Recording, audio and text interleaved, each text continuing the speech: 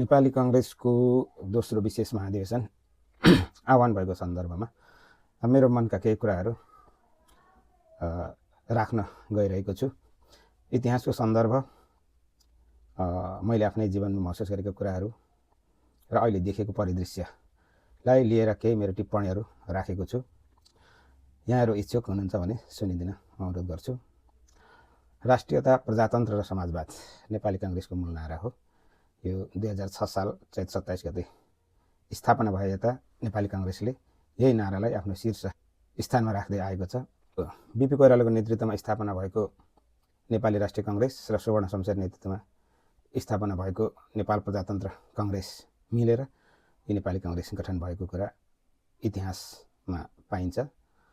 यी दुवै पार्टीहरू तत्कालीन सन्दर्भमा राणा शासन रहेको अवस्थामा भारतमा स्थापना भएका थिए। बीपीले बनारसमा र सुवर्ण शमशेरले कोलकातामा यो पार्टीको स्थापना गर्नुभएको थियो र पार्टी एकीकरण भने कोलकातामा भएको थियो र पार्टी एकीकरण हुँदा भने बीपीका आफ्नै दाइ मातृप्रसाद कोइराला नेपाली कांग्रेसको सभापति हुनुभएको थियो। नेपाली कांग्रेसको स्थापना अथवा जन्म र त्यो पार्टीलाई जन्माउने नेताहरू दुवैको जन्म, हुर्काई र त्यसको चाहिँ विस्तार भारतमा नै भएकोले गर्दा नेपाली कांग्रेसको लामो समय भारतसँग आफ्नो लिगेसी रह्यो भन्ने विश्वास गरिन्छ। कांग्रेस र राष्ट्रियताको सन्दर्भमा नेपालमा सधैँ विवादहरू देखिन्छ। नेपाली कांग्रेसको राष्ट्रियताप्रति अथवा देशभक्तिप्रति धेरैले शङ्का गर्ने गरेको पनि देखिन्छ हैन। अब त्यसमा केही कारणहरू हुन सक्छन्, केही तथ्यहरूले पनि त्यस्तो हुन सक्छ।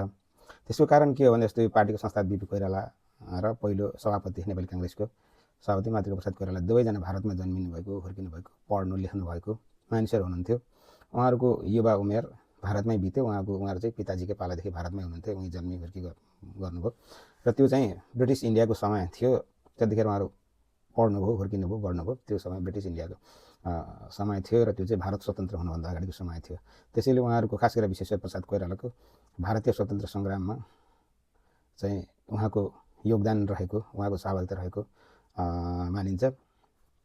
त्यसकारण उहाँको चाहिँ धेरै त्यहाँका नेताहरूसँग सामिप्यता थियो र त्यसैको आडमा पछि भारत स्वतन्त्र भइसकेपछि नेपाली कांग्रेस मार्फत त्यहीको सम्पर्कलाई आधार बनाएर बीपीले नेपालमा चाहिँ प्रजातन्त्र स्थापनाको सङ्कल्प गर्नुभएको र त्यसैको धेरै सहयोग लिनुभएको देखिन्छ।